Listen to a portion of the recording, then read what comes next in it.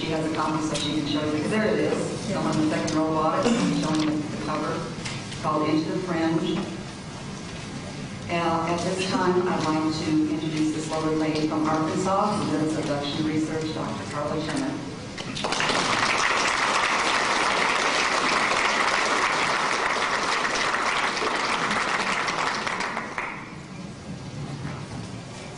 Before I get started, I would like to thank my host and hostess, Monty and Ellen.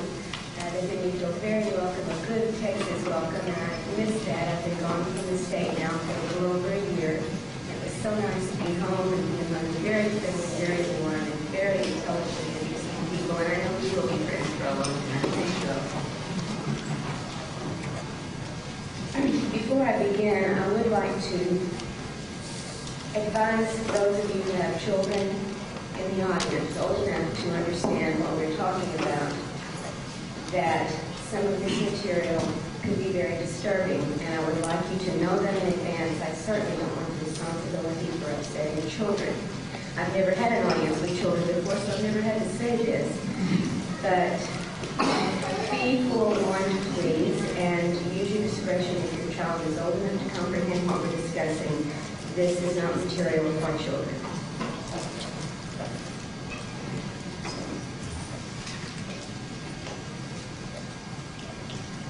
My name is Karla Turner. I'm 45 years old, married, with one grown son who's also married. My husband served in the Army as a linguist and a finance specialist for almost a decade, and he's now a computer analyst. My son and daughter-in-law both have master's degrees in physics, and they're employed in the electronics and communication industry. For over a decade, I taught college English at NTSU, or the University of North Texas, as it's now so proud to be known. While I was earning a PhD in English, primarily in Anglo-Saxon studies. My ethnic background is Scottish, English, and Native American. I've traveled widely. I make stained glass windows. I'm a professional writer. I have a good relationship with my family, and I love dogs. In other words, I and my family, I want you to realize, are not very different from you and the people around you. All of us are products of this same world, and we have shared for all these years the same reality. I want to stress this because the things I'm going to discuss this evening, they seem too fantastic to be true to many of us. Yet I assure you, and I want to assure you by every test I've been able to make, this material, at least at some very important level, is real. Reality is a question right now, and I've got to tell you that up front. And if these things are real, a part of my reality, my family's reality, and many, many other people's realities, rest assured, whether they've touched you personally or not, they are part of your reality because we share this. I feel confident in saying that the abduction of humans by aliens is a fact of our existence, whatever those aliens may be. I'd like to define a couple of terms, and then I want to share with you a little of what it's like to go through such experiences in the beginning. But more importantly, I want to present some of the data about these alien abductions, which I've gathered working with an excellent researcher, Barbara Barker of Tulsa, Oklahoma, from over 400 cases, which I think is a fairly large number from which we can draw some patterns of data. And this data raises several questions, at least in my mind, that have enormous implications for who we are and the world we live in. First, by alien, I mean creatures which are not human. And whether these beings are from some other planet, from a different dimension, or from some non-corporeal or spiritual source, I am not making any claims. By abduction, I mean the forcible removal of a person from his normal environment. Now, there are people, and probably people here, who say they've encountered alien beings without being taken anywhere, or who have gone with these beings willingly. That's not what I'm talking about. Forcible removal of a person by non-human beings from the normal environment. And by far, the greater number of the people with whom Barbara and I have worked emphatically say they have not given permission for these abductions to occur.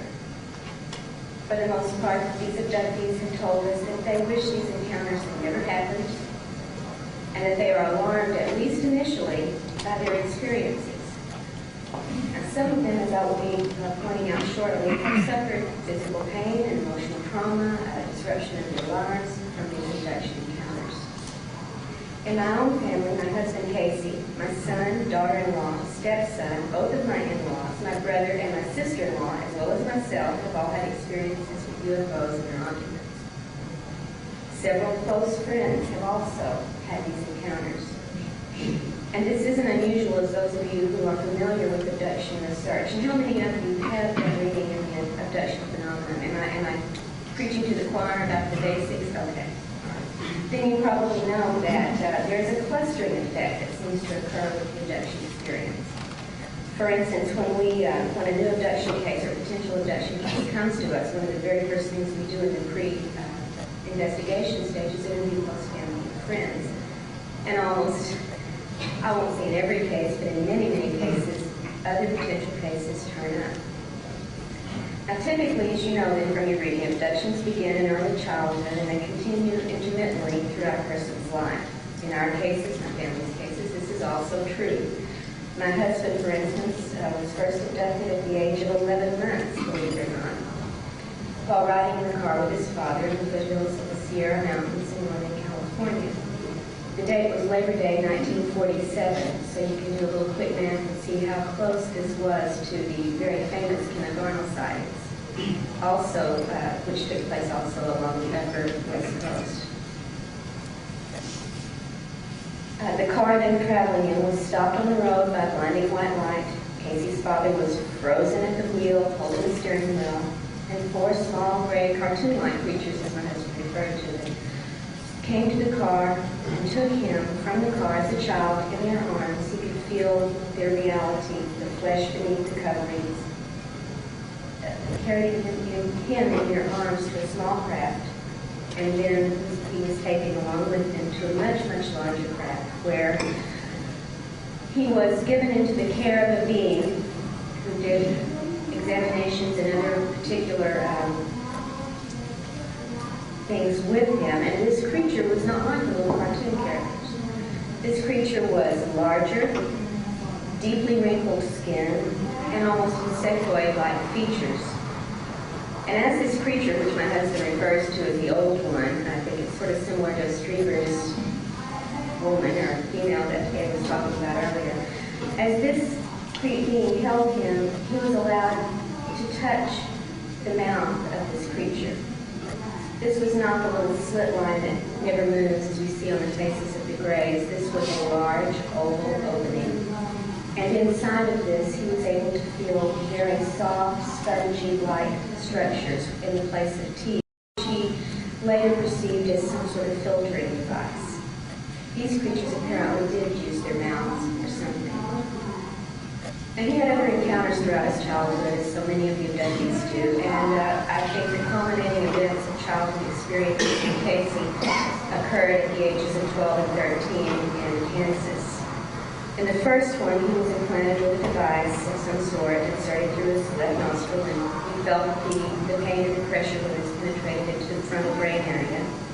In the second, he was forced, when he was paralyzed and unable to do anything about it, to have a sexual encounter with an unusual female being. She had wispy white hair, dark eyes, and somewhat more humanoid features than any of the other creatures that he had seen up to this point. In the background, watching this, was the old one. This has recurred in several instances. Whatever has gone on, the old one has been there as part of this, observing or participating. My experiences also began in childhood. I remember suddenly finding myself outside in the dark one night, which is not something a 5-year-old is often able to get away with. At the age of 5 or 6, somewhere between there, standing beside a very tall creature, at least from my perspective, it was a tall creature, that I thought looked like a gigantic grasshopper or praying mantis. It was holding my hand and telling me that it was my mother. And all I remember consciously, and have always remembered consciously, was screaming and crying and saying, "No, you're not. No, you're not." After that, the memory of that encounter is blank. But the incident stayed in my conscious memory for years. I tried to call it a nightmare, and I did have nightmares about it recurrently through childhood. But that first night, I knew I was awake, I knew I was outside, and then this being was beside me. Without going into all of the details of the experiences my family and my friends and I have been through, which I hope you'll have a chance to look at in the book, I would like to talk about a couple of events that are not in the material in the book. And one reason is they were not brought to my attention until after the manuscript was finished. These occurred in my early 20s. And to anyone not acquainted, I'd like to make this statement before I begin. To anyone not acquainted with the abduction scenario, these incidents may appear to have nothing to do with UFOs or ETs, but given the totality of the experiences that I and many others have had, I believe that these are related directly to this experience. And to this day, I have absolutely no memory of these things happening. My family and my friends, however, recall them very clearly. I have their words to go on, not my own memories. On 2 different occasions, 4 friends, who I'm still friends with since those days, tell me that I came to see them in hysterics because I couldn't remember where I had been for a large stretch of time. One was for half a day, and another time was for 24 hours. I was very, very upset, especially because I had a small child, a 3-year-old child at this time, and had no idea where that child was while I was listening or what was going on with that child. And my husband at that time told me, much, much later, like I said, after I finished the manuscript, that in 1970 I apparently became pregnant. I was on birth control pills. I became pregnant. And 2 months after discovering this, in the middle of the night, something apparently very bizarre happened. I have no memory of this, I just have this account, in which something was done to me that resulted in the bed being so soaked in blood that he destroyed, threw away the sheets on the bed rather than even trying to clean them. That I was in great pain and very hysterical, and he tried his best to get me to go to a hospital. I utterly refused, and I was no longer pregnant after this. I have no memory of this. I believe these accounts. I trust the accounts of these people I've known and lived with for so long. But the trauma, apparently, of these events must have been so great that I pushed them completely out of my consciousness. And this, too, I've found in the research happens in many cases. In fact, sometimes the trauma from these early childhood abductions leaves the victims with virtually no conscious memory of several years of their lives. In a couple of recent cases, for example, 2 people that we have begun working with, neither can remember anything before the age of 8 years old. There's no sign of sexual abuse in these situations, if you were thinking about that automatically, which I know does come up. When they look at family photographs of themselves and their family members from these years, they say it means nothing to them. They say it's like looking at photos of someone else's life, not theirs. And of course, there were other inexplicable incidents throughout both of our lives, of which we had some conscious memories, but no understanding. And then in December of 1987, our relationship with these beings apparently changed. My husband was abducted half a block from the house we lived in North Texas. A deep incision was made. It's a very, very bizarre setting, by the way, and I went into detail in the book about this. It's not your typical abduction scene. A deep incision was made into his upper thigh, and he was told by his abductors it was time to remember. You're going to remember now, they told him. Well, it took 5 months for those memories to surface. And up to that point, we never knew what was behind all these odd things we'd been through throughout our lives.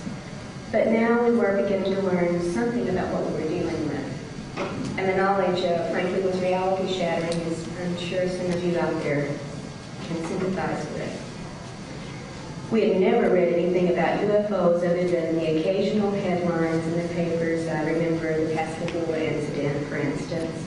I remember in 1965 or 66 when there were a lot of reports in the media about sightings. Apparently it was a plague going on at that time. But we rapidly educated ourselves on this subject and eventually were able to take advantage of a good investigator. It did involve some hypnosis. Some of the things were not recalled through hypnosis. Some of them were enhanced. Some of them we were totally unaware of surfaced through hypnosis.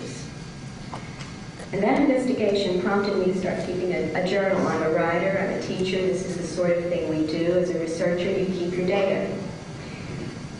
Originally, this journal was just for our experiences. I soon had to expand it to include those of my son, my daughter-in-law, and several friends because this thing apparently exploded. in our small group. And that journal is the basis for the book that Ellen told you about, Into the Fringe, covering about a year of our experiences, the first year of our knowledge of these. I hope you have a chance to look at it. Now, the stories that emerged as we began investigating this were frankly just unacceptable to us. As I told you, my husband is in computers. He has a very, very responsible job. He is one of the best in his field. If this were to be known to the people who entrust him with the care of millions of dollars worth of material on a daily basis, we were very afraid of what might happen to our income. I was a college teacher, English and literature, and these were the things that mattered. These were the things we knew about. This was a shock. We could not accept it in the beginning. We fought very hard, in fact, to discredit these accounts of our own because this was not the world we'd always known. There was no room for these things. Now, a therapist who's worked with some abduction cases told me recently that in these experiences, we go through certain stages of emotional responses, and that there is a stage in which abductees grieve for reality, just as a mourner grieves for the loss of a loved one. And we loved our world. We were happy, productive, integrated people. The world that we had always known was the world we loved, and it had been taken away from us permanently. You can't unknow this material. There is a loose pattern of responses to the abduction situation, and I would really like to say how much I appreciate being able to follow Mr. Conroy's talk, because many of the things that you pointed out in your own experiences and others, of course, we run into over and over and over again. So coming from two different places, we're seeing many of the same things. Now, typically, we first try to explain the events away. There's got to be a rational explanation, even if that is, we must be crazy, so therefore we can be cured and we can go back to the world we knew. And then we become frightened when the explanations don't work. The next reaction usually goes one of two ways. Either there's a reaction of anger or a reaction of almost religious awe involved, depending upon the particular nature of the events the abductee recalls. In almost all cases, I believe I'm safe in saying, there's a desire to widen our learning. This desire increases, frequently focusing on a range of topics from the metaphysical and the paranormal to physics and mathematics. Another typical response is withdrawing from close friends and families, at least for a while, because it's very, very difficult to tell these people whom we love and whom we depend upon for support that aliens have been coming into our bedrooms at night. Rejection that we get and the lack of faith these people surely have in us, and that we fear they will have in us, it is devastating. And so many of us quit taking the chance, or we don't take the chance for a long while. And it's equally hard for us to be around these people we love and keep quiet about these events in our lives. Our silence is like lying about something very, very important. So there is a withdrawal, a separation from these people for a great deal of the time. And I'd like to say congratulations to Ellen and the MUFON group here that put together, and Jean who put together the abduction support group, because frankly, sometimes the only place we feel completely comfortable, open, and honest is with others who've been through these experiences. We need those times. People who we know from their own experience do not doubt ours. This is important. We have enough self-doubt as it is. So I applaud your efforts in the Austin area to do this for people. The reason that we have self-doubts is because of the elusive nature of the alien abduction phenomenon. When we're taken, our state of mind is normally so altered that these events have a dreamlike or a surreal quality. Even when there's physical evidence or corroborating witnesses to support them, that support the fact that the abduction experience has occurred, we still cannot put it in the same reality with this. Now, some researchers have noted that this surreal quality is so consistent that it may well be deliberate rather than a mere byproduct of some of the abduction mechanisms that we don't understand. That it may be designed this way, perhaps to teach us something about the nature of reality, or perhaps to deter us from any absolute belief in the reality of the abductions ourselves. And I think there's a reason behind this. If we don't completely believe that such things actually are occurring, we aren't very likely to work on ways to alter, change, or stop this phenomenon. You don't put your energy into things you're not certain are real. The more tentative the reality, the more passively we react. And this isn't true of at least some part of our government, I would like to point out. On some of the portion of the government, and God knows we have been trying to pin down what portion that may be, and we're having very little luck with it, but it's a definitely human and powerful part. The research has shown that there is an active involvement. You know the Freedom of Information Act history. You know the researchers who look into the cover-up. They are interested. They're very interested.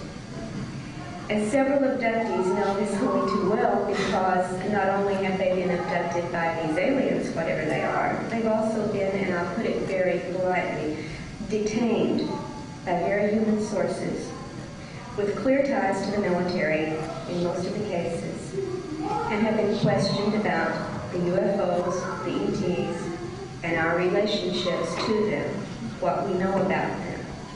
They've also been threatened by these human agents if we do not present the information they're asking for. It's not widely common, but it is reported in multiple instances. Many abductees also experience some symptom of an apparently human agency's interested in them. You're familiar from, I know Ed has at least had this. You've got the phone interruptions, the strange goings on with the phone that weren't there when you talk about swapping recipes with Mom, or the show you saw last week, but only when you're on the subject of UFOs. Tampered mail, again, only UFO-related mail. I've tried to talk to the post office about this. It's a waste of time. Helicopters over the houses are following the cars over and over and over again. We too, and I don't want to top your story yet when you had the two helicopters like egg beaters. I had just said right before you brought this up that I have on video 3 of them doing the same thing. We've had as many as 9 in one day, and they seem to like to come in clumps of 3. 3 different times, 3 different times in one day over a house we had lived in for 5 years before this, where there had never been a helicopter over the house. We've had them after midnight. We've had them, every window in the house rattled by them. They're so low we think they're landing. This may be ET related, it may be some other dimensionality and manifesting in a strange way, or it may be a very human agency behind this. We've also been followed several times, and again, from UFO-related meetings. Well, so far I've tried to tell you a little bit of what it feels like from the inside of going through these experiences. The emotional impact leaves people with altered perceptions of reality, there's no doubt of that. It changes personal relationships. It brings about self-doubt. It brings about a quest for greater knowledge and understanding. These are all very typical responses to what it's like to go through this. And these are all things that we know from having been through them. But I moved from being an abductee, looking at my own material, to working with other cases. I feel like there's nothing more important that I can do than to help other people not feel as lost and helpless and afraid as we did in the beginning. This is important to me. It's the reason I no longer teach, and I work full-time with abduction research.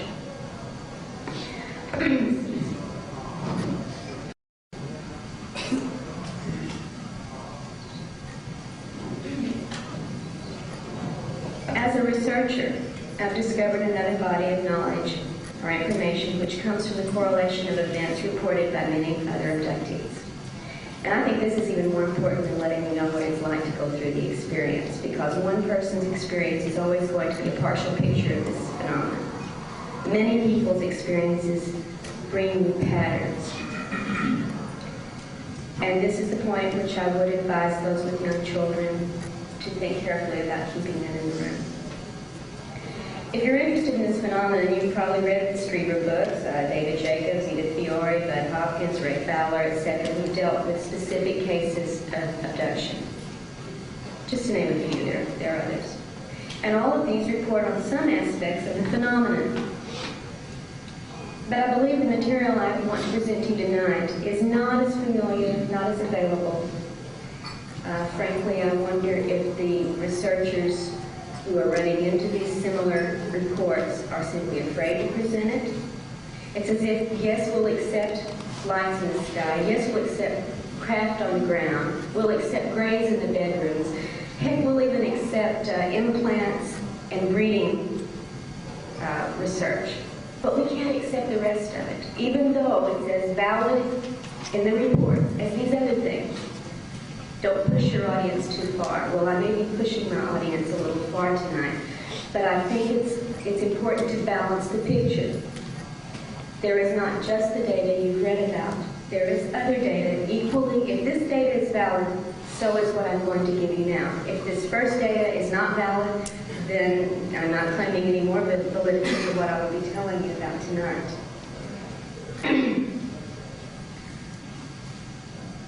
Now let me say before I start that my own ET experiences have not all been frightening or traumatic. I don't make that claim at all. In fact, the most consciously recalled experience I had back in 1980 was exceedingly a very positive experience. I've never found anything otherwise to suggest that it wasn't. My husband has not been particularly traumatized. I mean, an implant is painful, but you get over it. The sexual encounter was so bizarre as to be just pushed away and does not seem to have affected him for a lifelong processes. So these are not things I'm going to tell you that happened to us.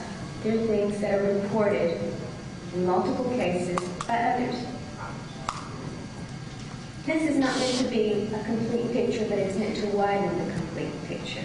So please do not accuse me of having said everything that happens in these abductions is terrible or negative or frightening. I'm not saying that.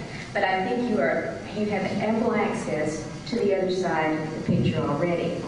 You've read about the positive encounters, the spiritually enlightened exchanges between humans and aliens. These things are out there already. What's not out there is what I want to bring you tonight. Well, some of it's out there, but not in any great detail. I've listed for you 20 points that are correlated from multiple reports. In no instance am I going to be telling you anything that's reported by only 1 or 2 or 3 people out of the over 400 with which we worked. The crew from Channel 36 could film these things happening. That kind of reality I'm not saying, but a reality. Now here are some of the things abductees are reporting. And in putting this material together, I've tried to be very careful to draw these from mainly or mostly virgin cases. And that means reports from people who are not at all familiar with ufology, who haven't read the books, attended the conferences, and had no interest in UFOs. They couldn't tell you who Bud Hopkins or Jacques Vallée or Whitley Strieber are. There's no evidence in investigations and material I'm bringing you that these people are lying or that they're mentally disturbed. They're functioning quite well through their lives. There's often corroborating evidence, corroborating witnesses, and the same details turn up time and time again. Multiple reports are at least the beginning of a pattern, and all this data does come from multiple unrelated reports. So I'm just simply going to go down a list of 20 points that I don't think you may be very familiar with from the research, and I'll try to give you some instances as I can along the way. Number 1, aliens can alter our perception of our surroundings. In one case, for instance, 3 women traveling through an isolated part of New Mexico thought they stopped at a rundown gas station. A very bizarre abduction occurred at that point. And later, when my husband and I went to this area to check out the gas station, of course, no such thing existed. 2, aliens can control what we think we see. They can appear to us in a number of guises and shapes. And you may have read about some of these cases in which the screen of the beginning and onset of an abduction may involve some animal, a familiar animal in an unfamiliar place, an owl, a deer, a monkey, a rabbit. We also have reports where the ETs presented themselves as a dead relative, the Pope, a celebrity figure, even as Jesus. Number 3, aliens can take us, that is our consciousness. Now remember, I'm reporting, I'm not claiming. They can take us out of our physical bodies, disable our control of our bodies, install one of their own entities in it, and use our bodies as vehicles for their own activities. In one particular instance, a woman was abducted on her way to work one morning. She felt herself, her complete self, on a craft, and she was shown through some sort of viewing device that her body had gone on to work and was functioning quite well, answering phones, making appointments, and so on. And the message seemed to be that you are not your body. Perhaps that's the point. The message also came across quite clearly: we can do with your body as we will. Fourth point, aliens can be present with us in an invisible state or make themselves only partially visible if it suits their purposes. One man was repeatedly visited by an entity that was usually only a dim, formless shape, perhaps just a voice, perhaps a ball of light from which the voice came, but sometimes it took the form of a woman's head. And on one occasion, it manifested the head and two hands because the entity was presenting objects it wanted the abductee to examine. Nobody to go with the head and hands. Number 5, abductees are often left with physical marks after their encounters, and you're probably familiar with the straight line cuts and the scoop marks. I think that's fairly apparent in the literature, especially with Bud's work. But there are many other marks, such as certain patterns of bruises in particular areas of the body time and time again, as if people had been forcibly clamped or carried with great strength in these certain areas. There are discolored circles, claw marks, scratches, and punctures, single and multiple, and very, very often these marks form triangular patterns on the bodies of the abductees. Number 6, female abductees often suffer from gynecological problems in a greater percentage than the normal populace. There's so many instances I can't really draw on one to give you, but we have lost pregnancies, as you know, breast cancer time and time again. Hysterectomies are very, very frequent, if not the endometriosis, the fibrocystic tumors, etc. Number 7, aliens show a great interest in human body fluids. They take samples from the neck, from the spine, from the blood veins, the knee joints, and the wrists. They also inject unknown substances into many of these areas. 8, a surprising number of abductees suffer from serious illnesses that they didn't have before at least some of their encounters. In some cases, these have led to surgery, long-term debilitation, and even death from causes that the doctors cannot identify. One particular abductee, a wealthy man of excellent, robust health, experienced a number of sightings and encounters on his property in Colorado. And he went from being this healthy, robust, active man. In a matter of 2 months, he was dead from a disease. The doctors tried to identify, well, they said that it was a form of cancer. They thought it was a form of cancer so rare that in all the medical literature, less than a dozen cases had ever been reported. And there was no treatment for it, and it was rapid.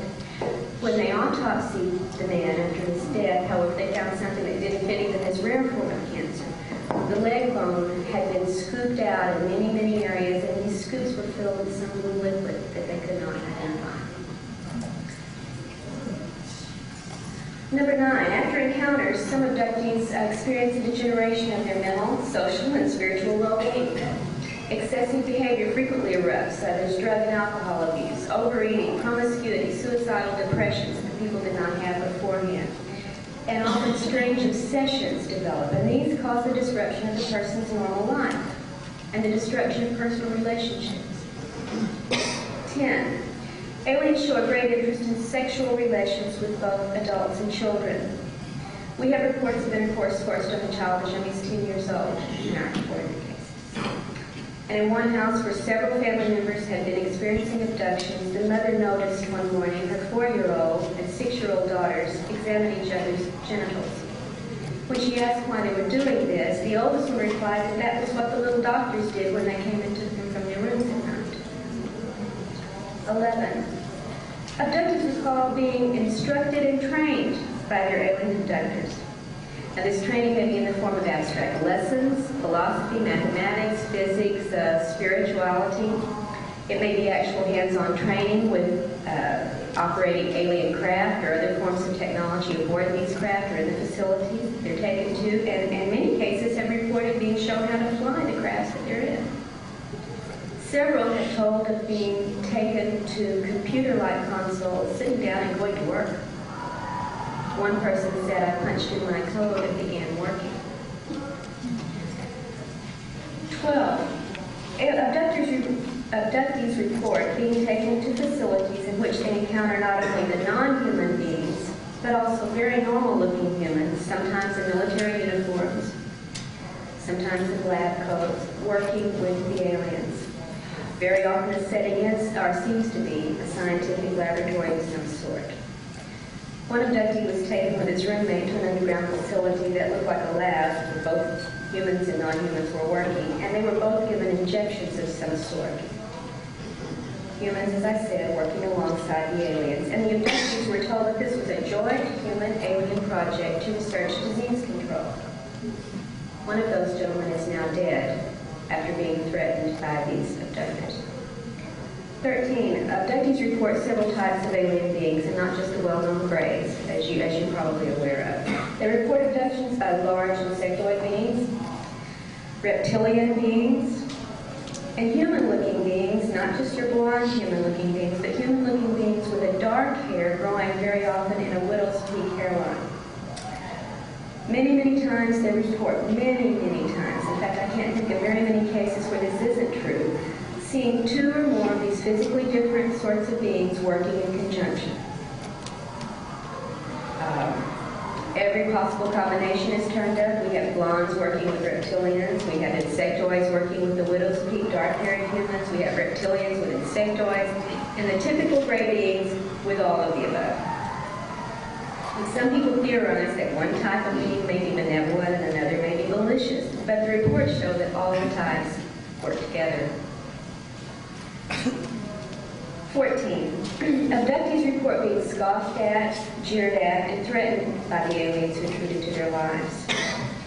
One woman was shown a very grisly scene. This is a farm woman in the Midwest. A very grisly scene in which aliens were draining human bodies of blood and then dismembering the bodies. She was told that if she didn't cooperate with the aliens, her grandson, whom she was raising, would end up in that condition in that facility. And these are not terribly uncommon threats. And 15, this brings me to a point that will be very difficult for some of you to accept, and I only ask that you listen to it. I'm simply reporting, I'm not creating, and I'm not advocating.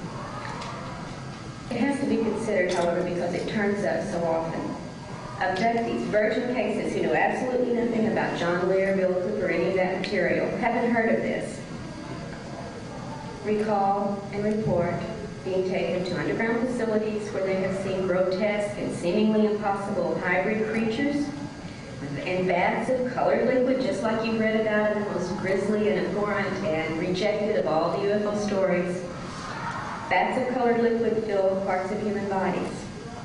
We have reports of humans being drained of blood, as I told you earlier, being mutilated, flayed, decapitated, and dismembered in areas where these lifeless human bodies are stacked like so many cords of firewood. Again, let me remind you, I made no absolute claims on the reality of the reports, but they are coming from cases as valid as those who have seen the golden blondes, who have had elevated experiences, and sometimes the same case has both. 16. Aliens come into homes and take away young children, leaving the distraught parents paralyzed and helpless to intervene. And whenever a parent reports that he has been able, or she has been able to raise some sort of protest, the aliens insist that the children belong to the aliens, not to the humans. 17, and similarly, the aliens often start an indoctrination program very early in the abduction phenomenon, telling children that they, the aliens, are their true parents, not those humans they left back in the house. And this is, for example, what happened to me at age 5. That being insisted it was my mother, I insisted it was not. Maybe I'm stubborn a little more than usual. They often tell adult abductees that their own children don't belong to them. These are our children. They belong to me. It's reported over and over. We all seem to just predict the same sentences coming from the abducted parents who are telling what they have seen happen to their children. Now, sometimes the aliens will introduce a figure, usually very human-looking, very, very attractive, dressed in splendid robes and crowns, glowing, which they call the king or the father. And this figure is very impressive, very awe-inspiring to the abductees who encounter this being. Again, there is this indoctrination that we belong to them.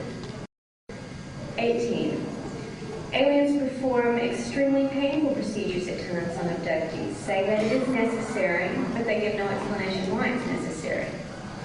For instance, abductees have had the eyes removed from the sockets, where material has been scraped away or something has been implanted before the eye is put back in. And certainly this is humanly possible. We do it all the time in surgery. It's not a trick, but it's one of the things they do without anesthetic in many cases. Sometimes the abductee is subjected to painful constrictions around the head, the chest, or the extremities. They report seeing other humans, apparently other abductees, undergoing skull, chest, and groin incisions of sorts that our doctors do not do. And abductees are frequently forced to endure painful anal probes, as well as genital penetrations, and this includes, in our research, cases on children as young as 5 years old. 19. In some recent cases, we've gotten reports in which abductees, and this is very new, we're still trying to see what other correlations may come up with this material. Abductees report being shown how these gray beings, the ones that so many people are very familiar with, that many people only encounter, the Zeta Reticulans, whatever you want to call them, are not aliens. They are manufactured beings, and they've said this to several cases, and you've probably read about this. They are manufactured beings serving as a labor force with limited capabilities, and that these grays are produced from completely human material, most especially from the fetuses, sperm, and the ova that are taken time and time and time and time again. They've taken enough material, if it was reproductive, they could have populated the solar system. They're still taking it. So it may be that this most familiar of the alien life forms is not alien at all. We're working on that right now. It's tentative, but it is turning up in many cases, not many, but in a few cases, and we're working with many more. We don't know what else may turn into this to go along with this.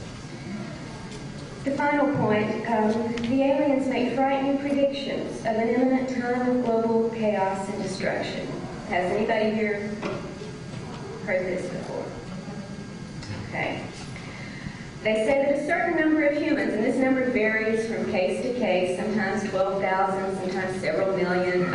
It's up for grabs. They seem to not know how to keep their stories consistent. That a certain number of humans will be rescued from this planet in order to continue the human species, either on another world, on another level of dimension, or back on this world after the destruction or the cleansing, the purification, whatever spiritual term you want to put on it, has been accomplished. Now, some abductees who've been told this and who've gone through some of these other things we've been talking about don't believe this story. They feel there's a much more sinister person behind this so-called human rescue effort. And the problem is these sinister feelings, these questions that the abductees have are very consistent from totally unrelated cases. I'll leave it to your imagination because I certainly can't tell you what the obverse of a human rescue might be. Now I could continue. There are other anomalous reports, but I think these will show you some of what we are finding. Something that is contrary in some ways to what a few researchers would have you believe, that the abduction experience is limited to a set pattern. We know from the cases it's not limited to a physical exam merely or to an alleged crossbreeding experimentation. Some of these things have nothing to do with either of those approaches.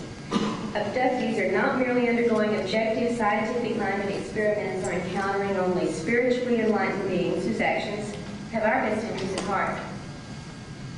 There is that reported, and there is this reported. Now, looking at a large body of data, it's clear to me, at least, that something else is going on, something not quite as simple as the patterns we've read about up to now would have us believe. In my opinion, at least in these cases, we're dealing with something far more painful, in many cases more terrifying. It's going on in many encountered cases. And I think we have to ask ourselves, what does this mean? What's the implication? For our children, ourselves, our world, our future? Now finally, this has just been a report. Now I would like to share with you some personal thoughts. And I don't offer them as facts, and I don't insist anybody accept them, but I hope you'll at least listen to them and try to think about them with an open mind. Put it in a big pot with everything else about the abduction phenomenon that you are learning about. These are personal gripes or personal points in a way. There's a theory current in ufology right now that says abductees who perceive their experiences as negative only do so because they themselves aren't spiritually or psychically advanced.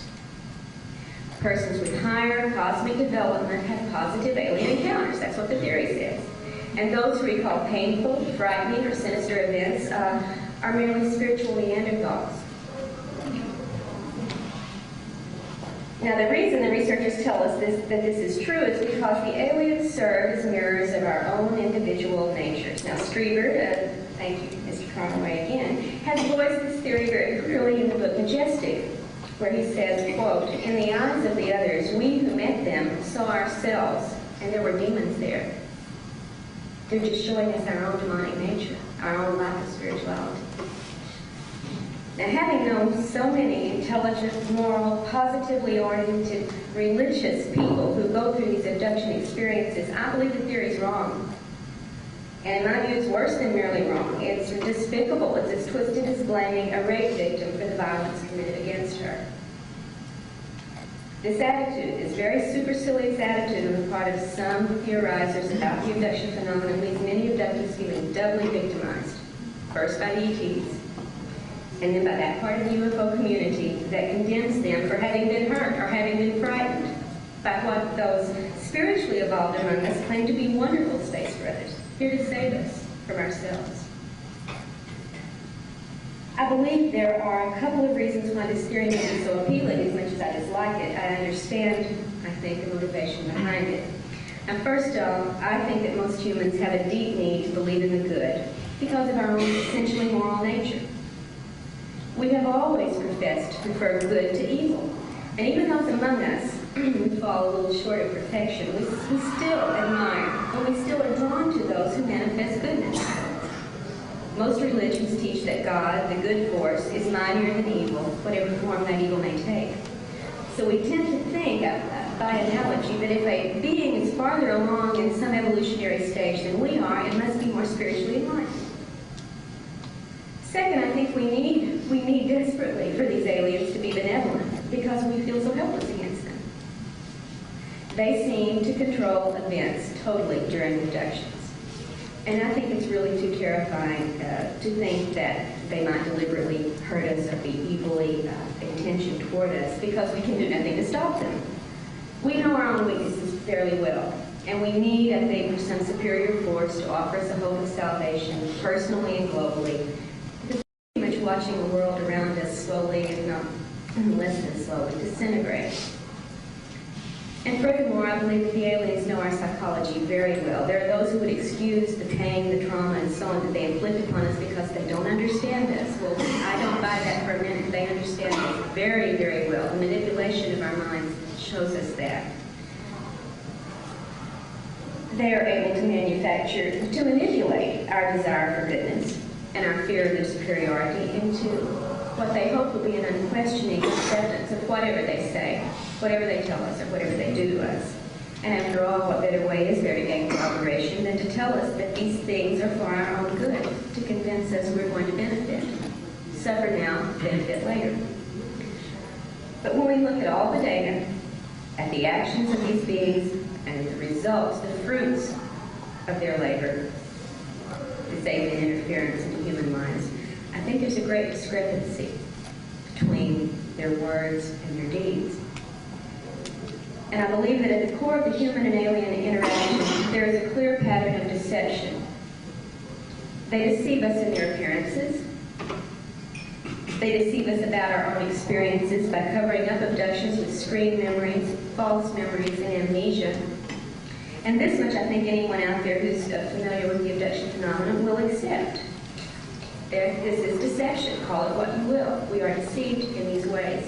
But I think there's another screen, another deceptive technique being employed, which at least I have only recently come to grasp and understand from these cases.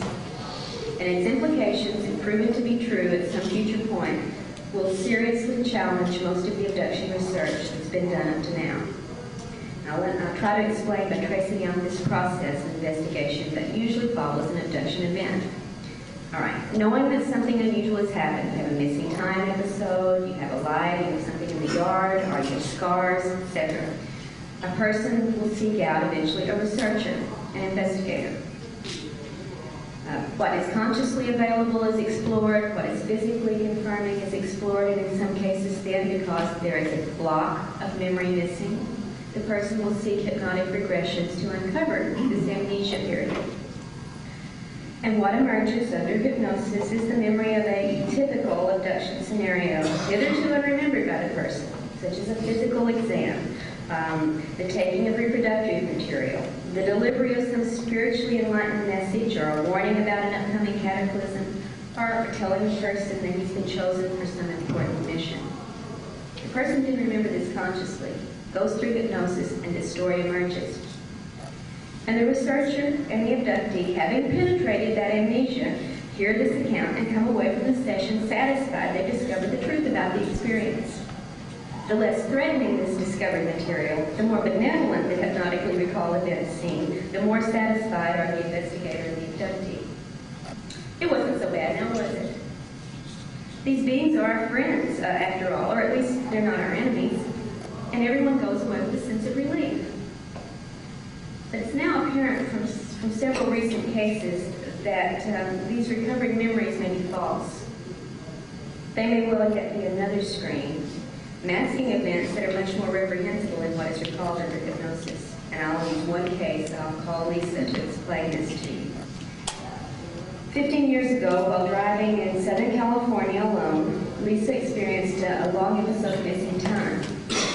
When she came back to normal awareness, she was in a different town, miles and miles from where she'd been when it started. She was totally lost, and she was crying hysterically. She felt very frightened and very abandoned, and she had no idea what had happened in the last 2 hours or how she got from one town to the other. Eventually, the memory faded. In the past few years, other events began to crop up, and this made her search back in the investigation of these recent memories back to other odd things, and that brought us to this missing time episode.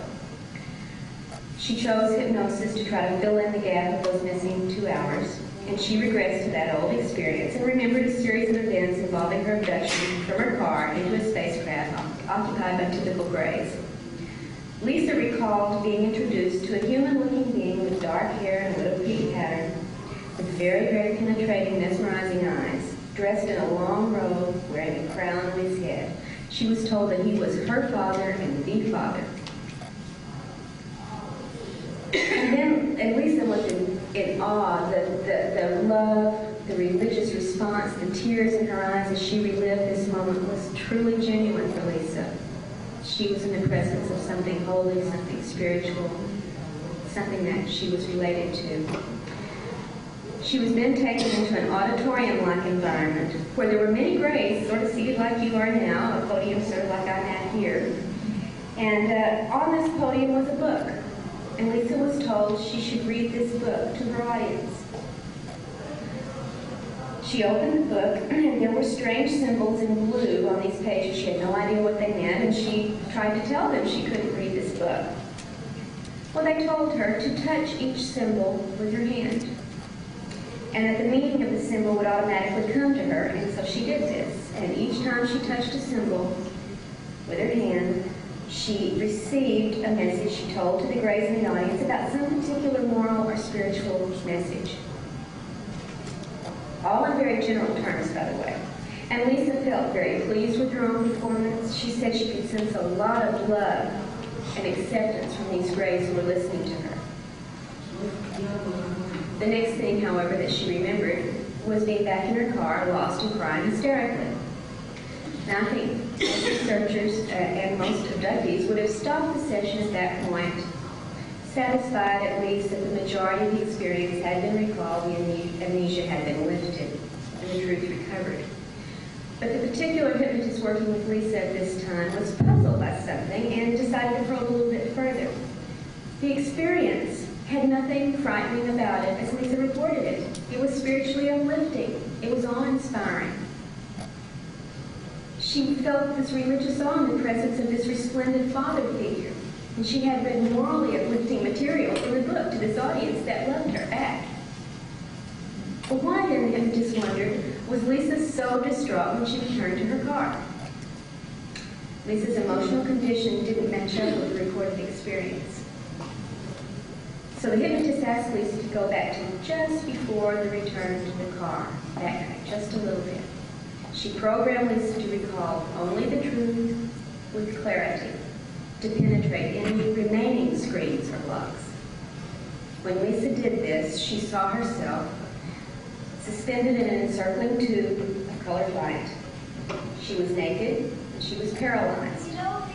Instead of graves being around her with the dark-haired, well, she did see the dark-haired person in this also, but she saw a group of reptilian creatures surrounding her, and the dark-haired being the father standing off to one side and observing. Now, at first she said that the reptilian beings sort of poked and prodded at her body. They used like the fluoroscope or the x-ray to look at the parts while she's hanging there. She didn't want to see into her body. As if they're going through some anatomy class, like we might do in medical school. Poking and prodding and talking about parts of her body. It was bad enough for her to see herself exposed like this and helpless like this. But then she was removed from the tube of light. She was put on a slanted vertical table of some sort, and she was restrained upon that table. One of the reptilian beings who had been examining her came up to her and began a sex act with her. She was very terrified. She began crying out mentally because she couldn't do it physically, crying out to God and to Jesus, in whom she has deep religious faith, to make this stop, to not let her be raped. But the being continued to rape her, and then a second one did the same thing, and then a third one, and then a fourth. Lisa felt all the pain and all the shame of rape, and she also felt abandoned by her God. These were the feelings that she had when she was returned to the car, and that's why she was in such hysterics and feeling so abandoned. And for years afterwards, her sexuality was repressed, there was problems with this, and she had no idea consciously why, after that point, everything about her sexuality seemed to change. At least this is just one case out of several recent investigations in which the initially recalled memories under hypnosis appear quite benevolent, quite uplifting. But they seem to be acting as a screener covered for something very different going on underneath at some other level of reality. Now, the debate about aliens' ultimate motivations is an ongoing debate. Are they here to help us? Are they using us to crossbreed, to regenerate their own species, or to produce some new kind of species from the two of us? Are they here to elevate our psychic awareness? Are they planning to rescue us from the coming destruction? These are questions we hear asked a lot dealing with the abduction phenomenon and ET phenomenon in general. And in trying to answer these questions, I would just caution us to consider all the data. Any theory that doesn't account for all the data cannot be valid. We may want to trust that the aliens are benevolent. I know I do want to trust this. We may believe they're spiritually superior to us, but I think we have to be very cautious.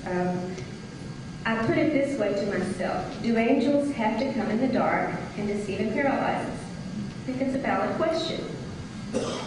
Do angels need to steal fetuses? Do they need to manipulate our genitals and probe our rectums? Do they have to terrorize our children? Do they have to inflict great pain upon us? Is deception consistent with high spiritual motives? And if so, I would like to understand how. A Native American spiritual leader who resides not too far from this area, in fact, was recently asked on a retreat to discuss what she thought was going on with UFOs and with ETs. She replied that there are several races, from her understanding from the tradition of the Native American, that there are several races of beings currently on this planet, that some of them have good motivations and some of them do not. She said we should not think of them as perfect or spiritual beings because they were restricted and physical just as we are, carrying out their own agenda that has nothing to do with the benefit of mankind. Now, I think it would be wise to listen to her words. And I would very much like to thank you for listening to mine.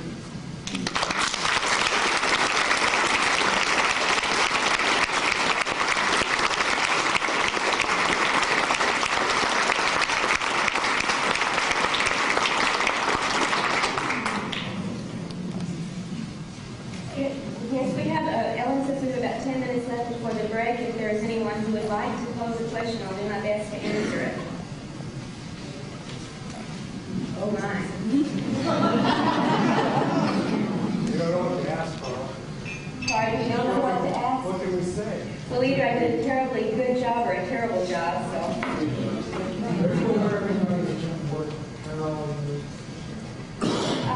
I'm aware that some people doing research that's been published have come across some of these details. I don't know, I think we're all doing abduction research and that seems it's parallel, but I don't know why we're not getting more reports. We hear them off record. We don't find them in the record. Yes? In a closing statement, you caution to look at all things. And as I remember what I heard, I don't remember hearing a great deal of information that pointed to specific experiences that were positive, that left specific positive outcomes. Well, the reason I didn't do that, you're right, I didn't because that's already out there. That's available. I wasn't trying to give the whole picture, I was trying to widen the picture. That's already available. You can find it in ample publications and ample reports. I'm trying to bring the part that we don't find so often. I'm not saying that's all of it, it's just a part we're not very familiar with. I would be a little behind to know where some of that information that is available. That's positive? Yeah.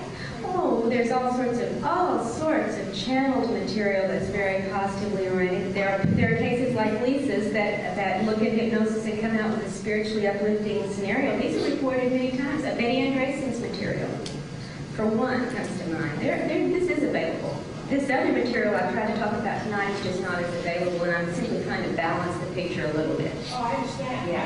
I just wanted to, and look and make that comment, I really wanted to be able to say, okay, I'm willing to see all this, and I'd like to see. Well, I think you'll find that positive data is out there. You just do a scan of the literature.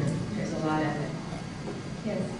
There seems to be an obvious fact that there's dualistic influences here because you have on the one hand crop circles, you have on the other hand calendar culture. Right. One brings forth beauty and aesthetic, the other. You know, I've thought about this, and this duality has always bothered me. I wonder, and I've tried to phrase the question in an aggressive way for myself.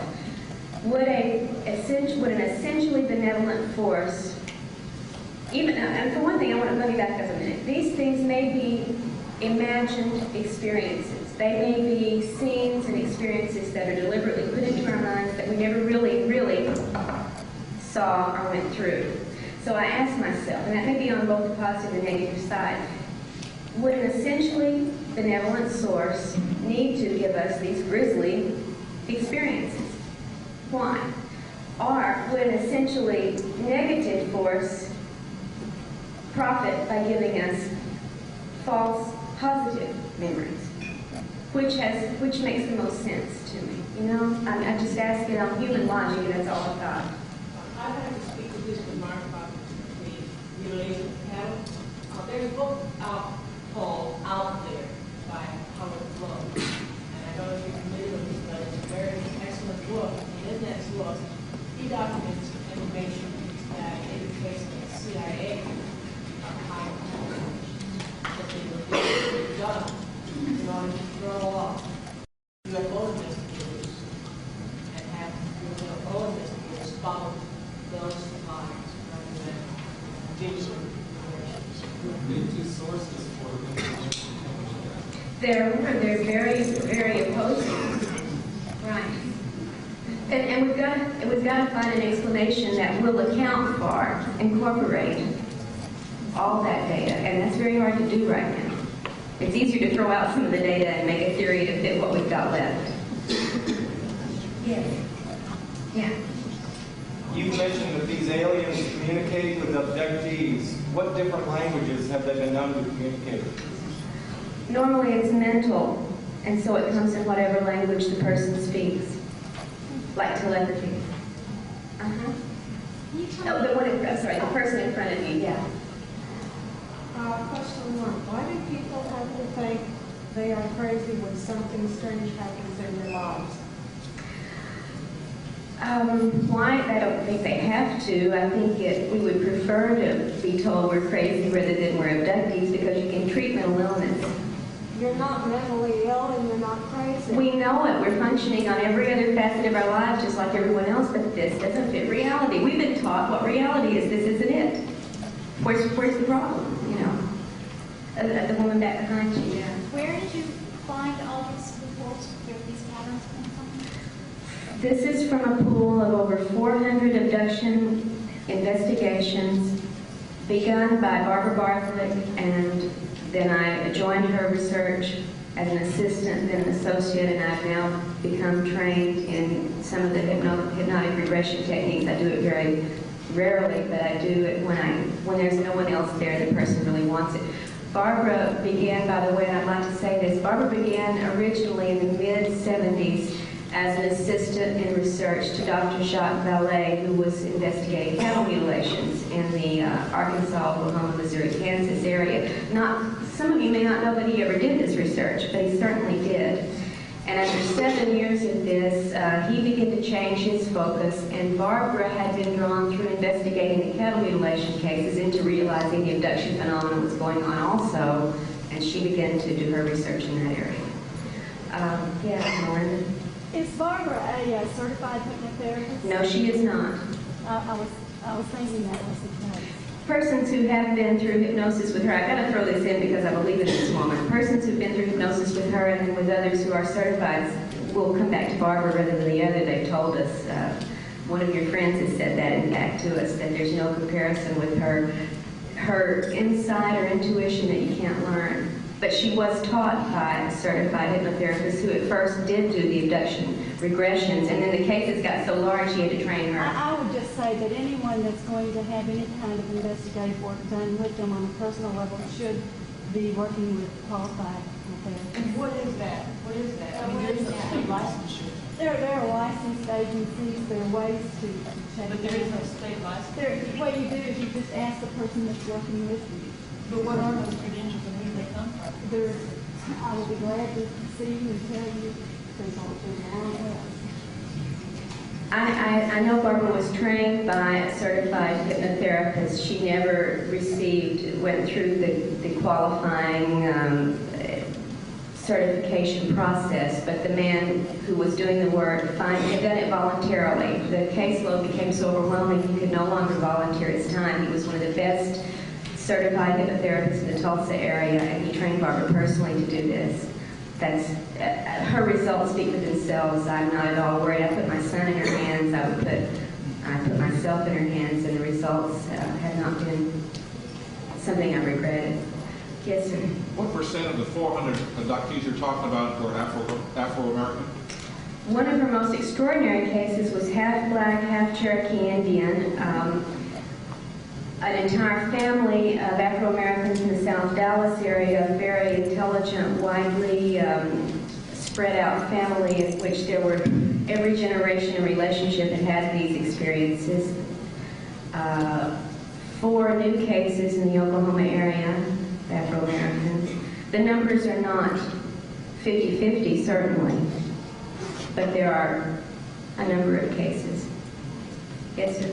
Do any of your cases draw from the works of Linda Moulton Howe? I'm particularly interested in the Mantis sightings. No, she has turned up parallel material. We've talked about this at some of the conferences, and reptilian, insectoid, and so on are turning up in her cases as well. But these are not her cases. These are ours.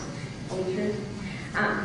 Ellen says it's time for a break, and I thank you very much for your attention.